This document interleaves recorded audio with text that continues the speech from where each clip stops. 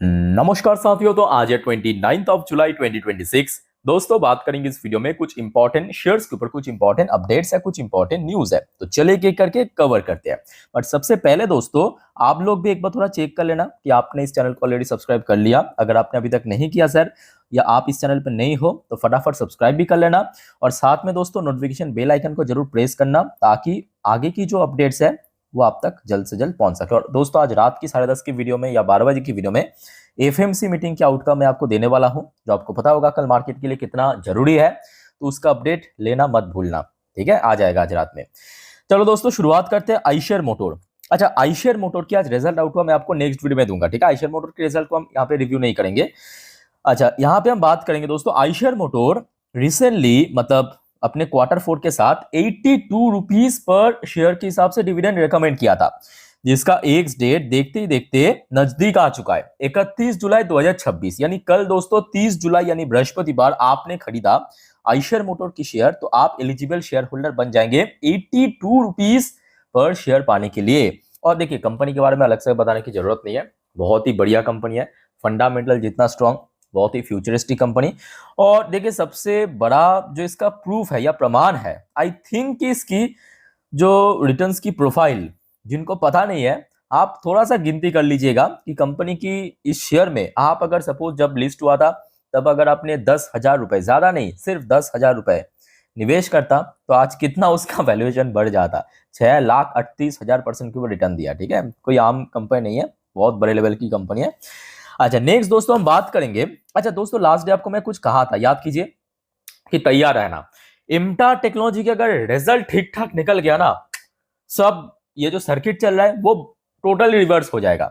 बात ये कि देखिए आज बैड लक भी आप कह सकते हो, या काइंड ऑफ इस टाइप की कि रिजल्ट कंपनी ने मार्केट क्लोज होने के बाद आउट किया है, तो जिस वजह से देखिए लास्ट डे भी लोअर सर्किट था, आज भी हमें लोअर सर्किट देखने को मिला। बट दोस्तों कल बदल सकता है। बदल क्यों सकता है? क्योंकि आज कंपनी की रिजल्ट आउट हुआ, और जैसा कि देखिए मेरे तरफ से तो एक्सपेक्टेशन था कि इस बार कंपनी अच्छा परफॉर्म करेगा, और उस हिसाब से ही टोटल परफॉर्मेंस देखने को मिला। थोड़ा सा आप देख लीजिए, खास करके आप अगर इम्टा टेक्नोलॉजी की शेयर होल्डर है, अगर नहीं भी है तो भी देखिए, क्योंकि आपको इतना बढ़िया डिस्काउंटेड रेट में इम्टा जैसे शेयर मिल रहा है। देखिए 361 रुपए की इस बार कंपनी इनकम जनरेट किया।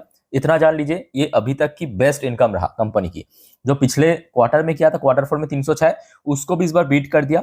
लास्ट ईयर छोड़ दीजिए, मतलब लास्ट ईयर तो बताने की आवश्यकता नहीं है, एक कहाँ 157 करोड़ की इनकम था, कहाँ इस बार 361 करोड़ हो चुका है। मतलब समझ, इनकम में डबल हो चुका है, इनकम ही डबल हो चुका है, ठीक है?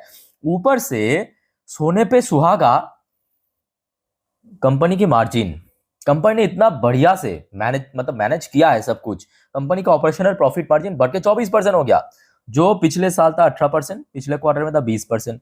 ऊपर से अदर्स इनकम में भी 8 करोड़ की इनकम जनरेट कर लिया। तो आप समझ पा रहे हो कि इनकम 100% ग्रो किया, मार्जिन इतना बढ़ गया, अदर्स इनकम बढ़ गया, तो प्रॉफिट कैसा होगा? तो उस हिसाब से प्रॉफिट भी देखने को मिला। मल्टीफोल्ड हुआ है, मल्टीफोल्ड। ये देखिए 50 crore best ever profit generate किया, जो पिछले क्वार्टर में था उसको भी बीट कर दिया, 44 करोड़, इस बार 50 करोड़। और पिछले लास्ट ईयर मतलब पिछले साल, वो तो आप छोड़ ही दीजिए, कहाँ 11 करोड़, कहाँ 50 करोड़। तो कंपनी ऑलमोस्ट यहाँ पे आप कह सकते हो कि 4-4.5 गुना कर दिया है प्रॉफिट में, लगभग 4.5 गुना हो गया, ठीक है? 4.5 गुना से ज्यादा ही हुआ है, 5 गुना से थोड़ा कम।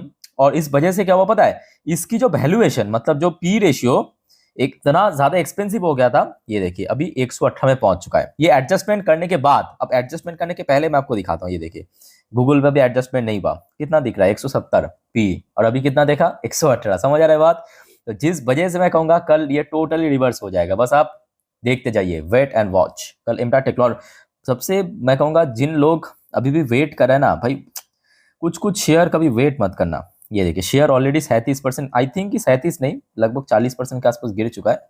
सो जिन भी हमारे शेयर होल्डर के पास इम्टा की शेयर है, मुझे नहीं लगता कि इमीडिएटली आपको कुछ डिसीजन लेना चाहिए, चुपचाप बस देखते जाइए, क्योंकि कंपनी अच्छा काम कर रहा है, और जो कंपनी अच्छा काम करेगा वो रिवर्स हो जाएगा, डोंट वरी। जैसे कि आज आप देखिए केन्स टेक्नोलॉजी, मैं आपको कितने बार कहा था कि भाई केन्स कभी भी ब्रेकआउट देगा, हो गया ना ब्रेकआउट, 13-14%। आगे हम बात करेंगे उस बार में, देखते जाइए। अच्छा नेक्स्ट दोस्तों बात करेंगे एक्मे सोलर और पीएफसी, दोनों के ऊपर एक कॉमन अपडेट है। कॉमन अपडेट क्या है कि देखिए पीएफसी फंडिंग कंपनी है, एक्मे सोलर उसी सेक्टर की कंपनी जो काम करते हैं, एपीसी काम करते हैं, ठीक है। तो रिसेंटली क्या हुआ कि एक्मे सोलर को लगभग 250 मेगावाट की एक एफडीआरई प्रोजेक्ट मिला था। अब एक्मे सोलर देख रहा है कि भाई मुझे पैसे की आवश्यकता है, क्योंकि एक प्रोजेक्ट के ऊपर काम करेगा तो अब बहुत पैसा चाहिए, है ना। तो पहुंच गया भाई पीएफसी के पास। पीएफसी को जाके कहा कि भाई हमें ऐसे ऐसे प्रोजेक्ट मिला है, उसके लिए लगभग 3,500 करोड़ के आसपास पैसा चाहिए। पीएफसी ने कहा दे दूंगा, उसके पीछे हमें इंटरेस्ट देना पड़ेगा। चलो मंजूर है।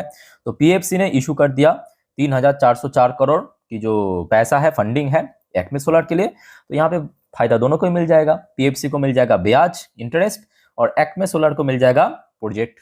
मतलब प्रोजेक्ट तो मिल चुका है, उसके ऊपर काम हो जाएगा, ठीक है। तो जिस वजह से यहाँ पे एक कह सकते हो कि यहाँ पे जो भी है एग्रीमेंट पे दोनों ही कंपनी को बेनिफिट मिल गया। चाहे पीएफसी और पीएफसी की अभी तो रिजल्ट आउट हुआ नहीं है, आगे होगा। आई होप कि अच्छा रिजल्ट इस बार होगा। और एक्मे सोलर की शायद आज रिजल्ट आउट हुआ है, एक बार देख लेना तो जरूर, अभी तक आउट हुआ है या नहीं हुआ। शायद हो गया रिजल्ट आउट, नहीं हुआ अभी तक, रिजल्ट आउट नहीं हुआ, ठीक है। ओके, सो दोस्तों आगे बढ़ते हैं। अच्छा, इन्फोसिस। अब यहाँ पे बहुत सारे एक्चुअली आप में से व्यूअर्स की तरफ से सवाल आ रहा था कि सर इन्फोसिस या बाकी जितने भी आईटी कंपनीज, देखिए ऑलरेडी आपको मैं बता चुका हूँ कि क्यों शेयर भाग रहा है। आप अगर हर रोज जो दिन की पहली वीडियो आप देखते हो इस चैनल की, तो आपको पता होगा, मैं बार बार कहता हूँ कि देखिए south Korean market, Japanese market, Taiwanese market, जो अभी तक एआई हाइप की वजह से सारा का सारा एफआईएस की फ्लो उस तरफ जा रहा था, अभी एआई की जो हाइप है या जो डेटा सेंटर की हाइप है वो कम हो रहा है, तो वहां से पैसा वापिस इधर आ रहा है। और जितने भी नॉन एआई कंपनी, मैं ये वर्ड बार बार यूज करता था, याद कीजिए, आज भी यूज किया इवन दिन की फर्स्ट वीडियो में, कि जितने भी नॉन एआई कंपनी है उसका शेयर अभी रिकवर कर रहा है। देखिए यही चीज यहाँ पे मेंशन किया, इन्फोसिस शेयर जंप 11% इन 3 डेज, टोटल 3 दिन पे 11% मूव दिया है। रैली अमिट एंटी एआई प्ले, समझ आ रहा है बात। अब दोस्तों यहाँ पे एक कंफ्यूजन ये है कि सर अभी क्या बाई करना चाहिए या नहीं बाई करना चाहिए। सबसे पहली बात देखिए, ये फैक्ट है, इस फैक्ट को आप इग्नोर नहीं कर सकते। हाँ, एआई फ्यूचर है, हो सकता है कि शॉर्ट टर्म में शेयर रिकवर कर जाए, बट जब तक ना, देखिए कंपनी, मतलब इन्फोसिस की बात करें, विप्रो, टीसीएस, जितने भी हमारे भारत में ट्रेडिशनल आईटी कंपनियां, बड़े कंपनियां, वो जब तक ना एआई के ऊपर कुछ ना कुछ डेवलप करे, तब तक मुझे नहीं लगता कि शेयर में या कंपनी में कोई बहुत बड़ा चेंजेस हो सकता है। पैसा आ रहा है, फिर से वापस भी चला जाएगा। और दूसरी बात ये भी है कि देखिए शेयर रिसेंटली इतना मूवमेंट दे चुका है गिरावट के बाद, सो थोड़ा सा ओवरबॉट जोन पे भी है मेरे अकॉर्डिंग। पहले शेयर को थोड़ा सा आप लोग मतलब स्टेबल होने दीजिए, उसके बाद डिसाइड करना, क्योंकि अभी वॉल्यूम भी बहुत ज्यादा हो रहा है। जैसे कि आज आप देखिए, आमतौर पे इतना वॉल्यूम होता नहीं है, आज 3-3.5 करोड़ के आसपास वॉल्यूम ट्रेड हुआ इन्फोसिस में। आप समझ रहे हो, ये कोई सस्ता शेयर थोड़ी ना है, 1000 की रेट में शेयर है, 1100 की रेट में शेयर, डिलीवरेबल परसेंटेज भी अच्छा हो रहा है, ठीक है। तो मेरे हिसाब से अगर आपके पास इन्फोसिस की शेयर है, चाहे आप लॉस में हो प्रॉफिट में हो, ठीक है, अभी कुछ करने की आवश्यकता नहीं है, क्योंकि शेयर रिकवर कर रहा है। अगर आपको बाई करना भी है, मेरे हिसाब से अभी थोड़ा सा देखिए, पहले शेयर को स्टेबल होने दीजिए, उसके बाद डिसाइड करना, ठीक है।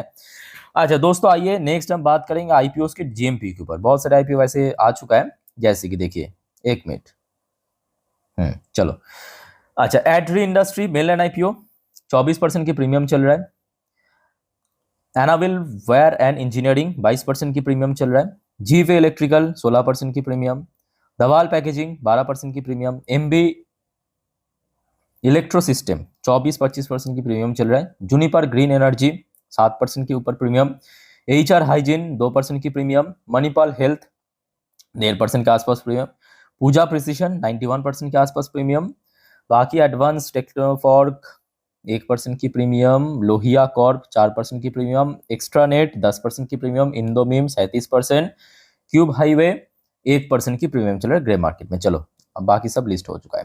अच्छा दोस्तों, आगे बढ़ने से पहले एक और बात, जैसे कि देखिए इस चैनल पे जो ज्वाइन बटन है ना, इसको प्रेस करके आप लोग मेंबरशिप अगर आपने नहीं लिया, जरूर ले लेना। क्योंकि देखिए मेंबरशिप लेने से क्या होगा, जब आप कुछ पूछेंगे मुझसे, उसका रिप्लाई मैं डायरेक्टली कर दूंगा। आप अगर मेंबर्स हो, आप Q&A सेशन में शामिल हो सकते हो। और खास करके आप अगर प्लैटिनम कार्ड लेते हो, इसमें तो आपको एक्स्ट्रा और बेनिफिट मिलेगा, portfolio review, stock suggestions. But कोशिश करना कोई भी एक मेंबर ले लेना, तो आपको ही बेनिफिट मिलेगा। देखिए शुरुआत होता है ब्रोंज कार्ड से, मतलब ओनली 59। मुझे नहीं लगता कि आज की डेट में 59 रुपीज़ की कोई बहुत मतलब एक्सपेंसिव है या कोई एफोर्ड नहीं कर सकता, सिर्फ 59, ठीक है।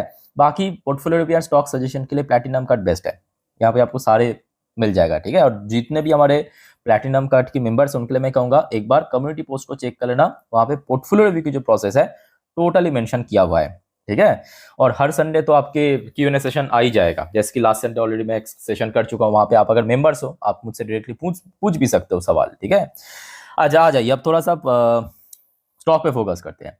अच्छा केन्स टेक्नोलॉजी देखिए, अब शेयर मेरे देखिए आपके लिए आज का जो 13% की रैली शॉकिंग हो सकता है, बट मेरे लिए शॉकिंग नहीं है, क्योंकि यही चीज आपको मैं पिछले 2 हफ्तों से बार बार कह रहा हूँ। अब 2 हफ्तों से मार्केट की वजह से शेयर चल नहीं पा रहा था, अब सडनली एक मौका मिल गया, शेयर 13% की ब्रेकआउट दे दिया।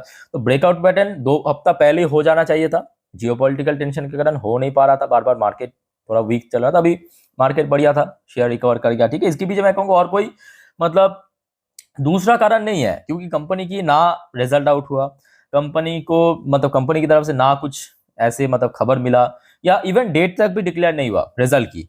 आया जो भी है वो भी मैं कहूँगा कोई अच्छा अपडेट नहीं है, क्योंकि ये सबको पता था कि इसमें इतना बेचा गया है, एफएसडीएस ने खूब बेचा है। और ये देखिए एकदम लेटेस्ट शेयर होल्डिंग पैटर्न आप देखेंगे, जहां पे एफआईएस की स्टेक लगभग 4 क्वार्टर पहले था, सॉरी 3 क्वार्टर पहले था 10.5% के ऊपर, वो धीरे धीरे करते रिड्यूस होते होते अब देखिए 5.5% के आसपास हो चुका है, 5.82%।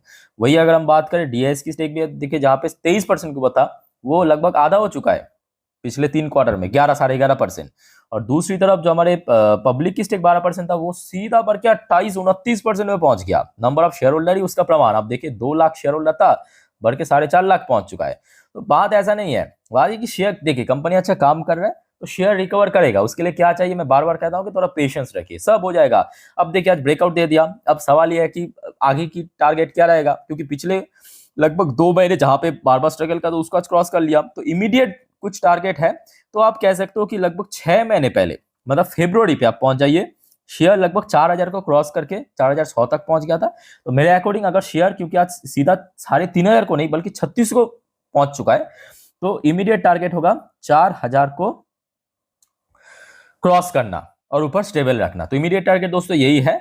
बाकी देखिए अगर आपका टारगेट एटलीस्ट 8 से 10 साल है तो ही आगे बढ़िए, अदरवाइज दोस्तों मैं कहूंगा फिर भी इग्नोर कीजिए, क्योंकि देखिए शेयर में कुछ ऐसा गारंटी नहीं होता कि अगले 1 महीने 2 महीने या 1 साल 2 साल में इतना हो जाएगा, कोई गारंटी नहीं है, ठीक है।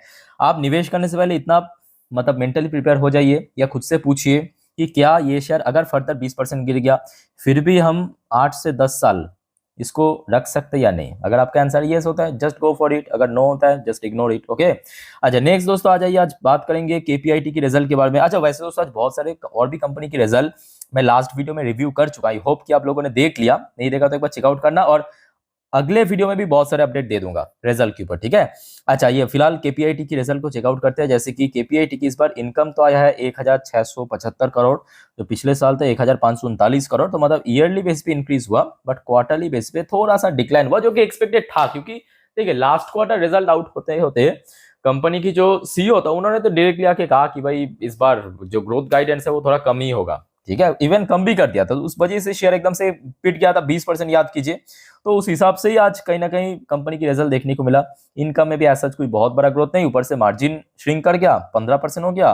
कंपनी की नेट प्रॉफिट की बात करें, जो पिछले साल था 172 करोड़, पिछले क्वार्टर में ही कम हो रहा था थोड़ा थोड़ा करके, इस बार तो 116 करोड़ हो गया, तो मतलब खराब रिजल्ट हुआ है। बट बात यह है कि क्यों शेयर चल गया, अब देखेंगे जब शेयर मतलब रिजल्ट आउट हुआ था ड्यूरिंग मार्केट अराउंड 1:30 बजे के आसपास, तब चल गया था, मतलब शेयर एकदम स्पाइक कर गया, इसी वजह से क्योंकि मार्केट पहले से प्रिपेयर था, समझ आ रहा है बात, क्योंकि कंपनी की खुद मैनेजमेंट ने आके कह दिया था कि भाई इस बार मतलब ये जो फाइनेंशियल ईयर है कंपनी उतना बढ़िया नहीं कर सकता है, ठीक है। उस वजह से ऑलरेडी जो गिरावट वो ऑलरेडी हो चुका, आप देख सकते हो शार्प यहाँ पे डाउनफॉल हो चुका है, तो जिस वजह से ही शेयर एक्चुअली रिकवर किया है, ठीक है। अच्छा नेक्स्ट चलिए बात करेंगे डिफेंस कंपनी जीआरईसी की रिजल्ट, चलिए देख लेते हैं जीआरईसी ने परफॉर्मेंस कैसा किया है।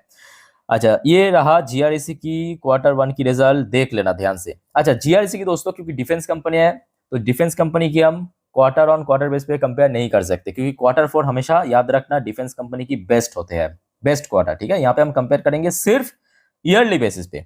सो इस बार कंपनी की इनकम आया है 1,815 करोड़, जो पिछले साल था 2025 की जून क्वार्टर में 1,310 करोड़, तो मतलब एक बहुत अच्छा, एक बहुत ही मतलब डिसेंटली ग्रो किया है कंपनी। अपने इनकम की सेगमेंट पे। बट हाँ, एक जगह पे थोड़ा सा लैग भी हुआ है जो कि एक्सपेक्टेड था, बढ़ता हुआ महंगाई, माल मटेरियल की प्राइस बढ़ जाना। तो लास्ट ईयर जहाँ पे मार्जिन था 9%, इस बार 1% श्रिंक करके 8% हुआ। But don't worry, company profit में टोटली मेकअप कर दिया, मैनेज कर लिया। पिछले साल कंपनी की प्रॉफिट था 120 करोड़, इस बार बढ़ के 173 करोड़, बहुत अच्छा प्रॉफिट जनरेट किया है। इवन इसका जो अर्निंग पर शेयर है वो भी बढ़ गया है। ठीक है, तो ओवरऑल बात करें आउटलुक, मैं कहूंगा बहुत अच्छा देखने का सब कुछ कि कल सुबह ब्रोकरेज फर्म की तरफ से कैसा रिस्पांस मिलता है। अच्छा दोस्तों, रिजल्ट बताने से याद हुआ, याद रखना कि कल भारत की कुछ दिग्गज कंपनी, अपने सेक्टर की लीडर, आईआरएफसी की रिजल्ट आउट होगा, कल मजगांव डॉक की रिजल्ट आउट होगा। जी हाँ, याद रखना कल मजगांव डॉक की रिजल्ट आउट होगा। और दोस्तों, आप सभी को फिर से रिक्वेस्ट करूंगा, चैनल को सब्सक्राइब करके जरूर रखिए। इन सब कंपनी की रिजल्ट आते ही मैं आपको तुरंत अपडेट दे दूंगा। इवन बजाज फाइनेंस जैसे जायंट कंपनी की रिजल्ट आउट होगा, आरती इंडस्ट्रीज जैसे कंपनी की रिजल्ट आउट होगा, इवन और भी बहुत सारी कंपनी है। ठीक है, तो एक भी अपडेट देखना मत भूलना। बाकी दोस्तों, इस वीडियो को वाइंड अप करता हूं, मिलते हैं नेक्स्ट वीडियो में। टेक केयर, बाय बाय, जय हिंद।